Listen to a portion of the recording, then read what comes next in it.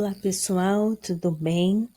Dando continuidade à nossa aula sobre distúrbios gastrointestinais, vamos falar da primeira patologia, que é a hérnia de hiato, que consiste na passagem anormal, de uma parte do estômago para dentro do tórax, através do hiato esofágico. Então, o que seria o hiato esofágico? No hiato esofágico é como se fosse uma membrana, né? E quando ela perde a contratibilidade, ela fica mais elástica e expansiva. Essa parede, uma parte do estômago, pode se voltar para é, para a parte superior do tórax, formando uma hérnia de hiato. Nós temos alguns tratamentos, que consistem na retirada de fatores agressores e no uso de medicações, que aumentam o quê? A pressão do esfíncter inferior do esôfago e ajudam no aumento da motilidade gástrica.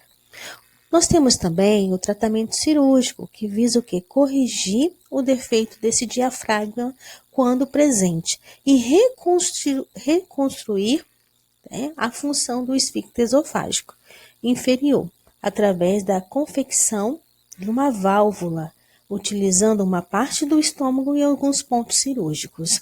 Procedimento denominado de fundoplicatura. Então, consiste, nós temos aqui uma parte do esôfago, uma parte do esôfago. Aqui foi feita uma sutura justamente para o que? Diminuir essa luz do esfíncter, tá? E aqui nós temos o esfíncter esofágico. Então, quando faz essa sutura, justamente impedindo, diminuindo aqui essa luz do esfíncter, consequentemente vai o que? Impedir que essa parte do estômago vá, para o sentido ao tórax. Então, a parte superior aqui do estômago a ser enrolada em volta, do esôfago, como foi feito aqui, tá? E a parte superior do estômago totalmente enrolada em volta do estômago e suturada depois, tá? Então, em volta do esôfago, aqui, justamente onde tem o esfíncter, vai vir o quê? Uma parte do estômago vai ser fixada, tá? Ao redor do esôfago, justamente para impedir que novamente aconteça esse rompimento e para impedir que essa parte do estômago vá sentido ao tórax. Então, essa cirurgia é denominada fundoplicadora de Nissen. Uma outra patologia, nós temos a hemorragia digestiva. Alguns sinais e sintomas são bem consequentes e aparecem quando se tem uma hemorragia digestiva. Nós temos a hematêmese e o melena. Então, falando da hemorragia digestiva, principalmente a hemorragia digestiva alta, nós temos alguns fatores associados, principalmente patologias do sistema gastro que são associadas a essa hemorragia. Uma delas é a úlcera gástrica e duodenais, as esofagistes, que são as inflamações relacionadas ao esôfago, causadas também pelo refluxo gastroesofágico. Varizes esofagianas, também em pacientes com cirrose hepática e tumores do aparelho digestivo. Doenças da verticulose e hemorroidária também pode ocasionar uma hemorragia digestiva, tanto alta quanto baixa. Nós temos alguns tratamentos, um deles é a contenção do sangramento.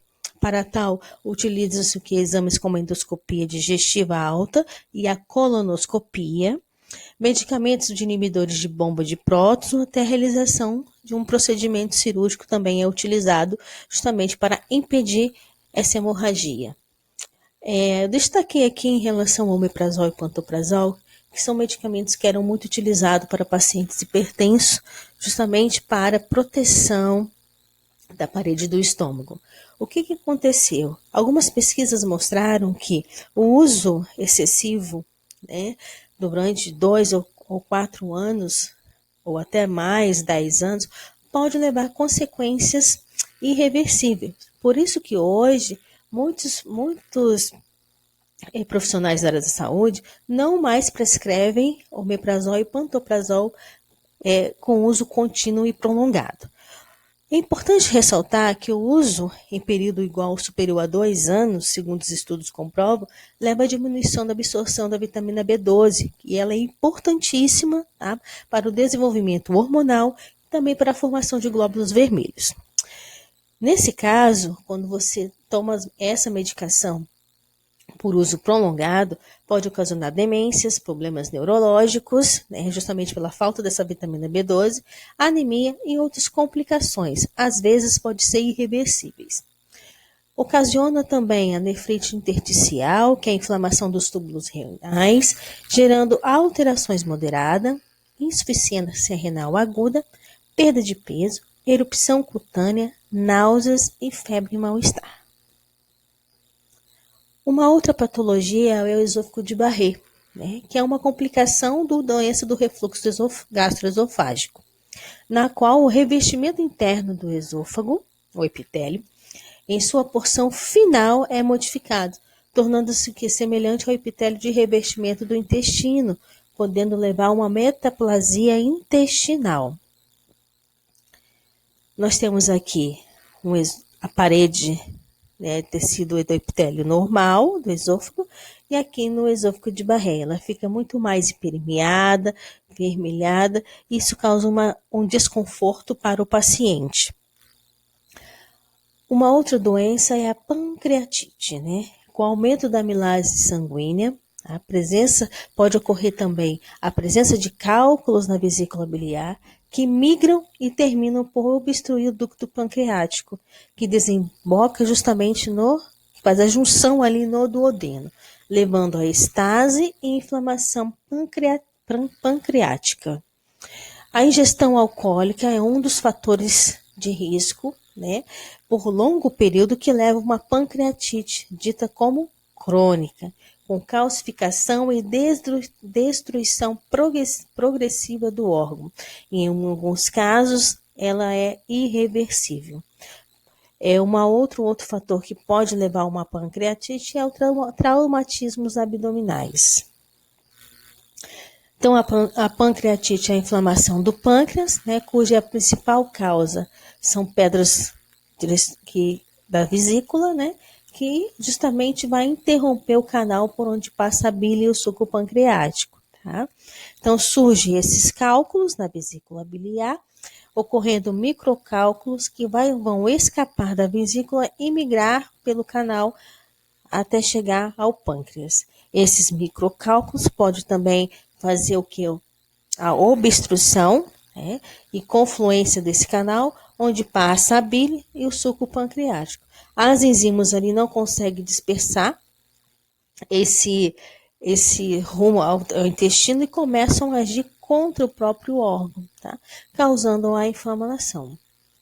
Outra causa comum para essa doença é o excesso prolongado de consumo de álcool, que altera o metabolismo da glândula. A doença pode ser motivada ainda por trauma, aumento de glicérides e medicamentos. Com relação à litíase, ela leva a pancreatite aguda, pois bloqueia, né, como falado no slide anterior. As enzimas ativam-se ao pâncreas, aumentando o cálcio e danificando os tecidos. Corre, né, um dos principais sinais e sintomas são dores intensas na região e principalmente quando apalpadas. O tratamento, jejum absoluto do paciente, né, pode ser utilizar analgésico até melhorar o quadro, e quando diagnosticado no início, utilizando as medicações do analgésico, pode ter desaparecimento dos sintomas. Em casos mais graves, a necessidade do uso de antibióticos, tá? E a presença de cálculos na vesícula biliar, mesmo deve ser retirada através das cirurgias videolaparoscópicas. Doença celíaca. Então, a doença celíaca é uma doença autoimune desencadeada pela ingestão de cereais que contêm glúten, né, por indivíduos geneticamente predispostos. Além do consumo do glúten, da suscetibilidade, né, genética, é também necessária a presença de fatores imunológicos e ambientais para que a doença se expresse. Então, as manifestações clínicas, né, e o diagnóstico relacionado à doença celíaca, né, se manifesta por meio de contato da gliatina com as células do intestino delgado, provocando o que é uma resposta imune a essa fração, tá, com a produção de anticorpos. O consumo de cereais que contém glúten por celíacos prejudica frequentemente o intestino delgado, atrofiando e achatando suas filosidades e conduzindo dessa forma à limitação da área disponível para a absorção de nutrientes, como visto aqui nesse slide. Então, aqui eu tenho uma célula normal do intestino, né, e aqui a mucosa do intestino delgado em pacientes com doença celíaca. Olha só a diferença. Os sinais e sintomas, nós temos eles são apresentados, né, em 4 pontos importantes, né?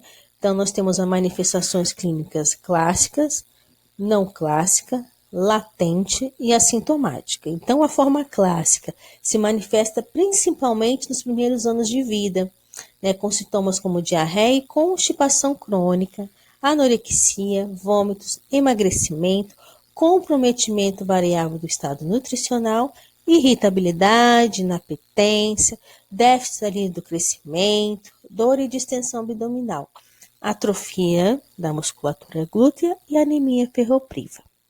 As formas não clássicas, que elas são caracterizadas pela ausência dos sintomas digestivos, apresentam-se mais tardiamente na infância. Os pacientes podem mostrar manifestações isoladas, como baixa estatura, anemia por deficiência de ferro refratária, a ferroterapia oral, artrite, constipação intestinal, osteoporose e esterilidade. Na forma latente, é identificada em pacientes com biópsia jejunal, consumindo glúten, né? Diferencia das outras formas, uma vez que, em outro período de tempo, tais pacientes podem ter apresentado atrofia subtotal dessas velocidades intestinais que revertem a normalidade com a retirada do glúten da dieta. Então, quando o paciente, né, muitas vezes fecha o diagnóstico tardio, e ela forma latente, só com o fato da retirada do glúten da dieta, já ocorre uma melhora em relação ao quadro clínico desse paciente. A doença celíaca assintomática, ela é comprovada fundamentalmente entre familiares de primeiro grau de pacientes celíacos, através dos marcadores sorológicos específicos. O tratamento ele é unicamente dietético e dá dificuldade da exclusão dos cereais que contém glúten na dieta. Então, ele tem que fazer toda a alteração relacionada à dieta desse paciente, alterando a alimentação, né, retirando o glúten e utilizando outros produtos na sua alimentação. Então, ou seja, nós temos lá alimentos lá riquíssimos em glúten, praticamente em todos os alimentos, por isso que hoje existe nas prateleiras e também nas embalagens desses alimentos restrição que contém glúten. Isso foi uma vitória relacionada aos pacientes celíacos, tá? E todos os alimentos precisam conter lá na sua etiqueta que contém glúten. Tá? E quais são esses alimentos, né, que podem ser trocados ou substituídos? Então, temos lá farinha de arroz, milho, fécula de batata, tá? O leite em pó integral, desnatado, os sucos de frutas. Tá? Um detalhe importante, o paciente celíaco que convive com familiares que muitas vezes não têm a doença, ele precisa fazer a sua comida separado, em panela separada e utensílios separados, né?